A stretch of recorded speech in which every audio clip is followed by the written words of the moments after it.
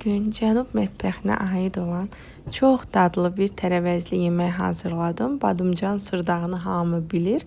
Hətta mən deyərdim ki, sevməyənlər belə bunu etsə sevəcəklər tərəvəzi. İlk öncə badımcanları zolaqlı şəkildə soydum. Sonra 4 bölüb duzlu suda gözlətdim. Daha sonra bir 40 dəqiqədən sonra duzlu sudan çıxartdım. Əlimdə sıxdım.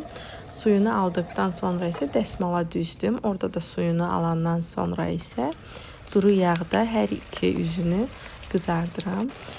Hər iki üzü qızardıqdan sonra isə yağdan çıxarıb qıraqda gözlədirəm. Bu arada isə pomidorların qabığını soyub onları təkər-təkər doğrayıram.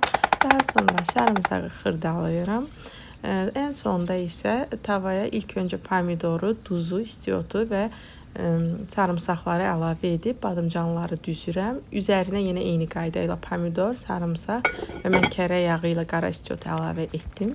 1 saata yaxın dəmdə qaldı və budur, möhtəşəm bir nəticə. Mən düşünürəm ki, bunu hazırlasanız siz də çox bəyənəcəksiniz. Hazırlayan hər kəsə xoş olsun.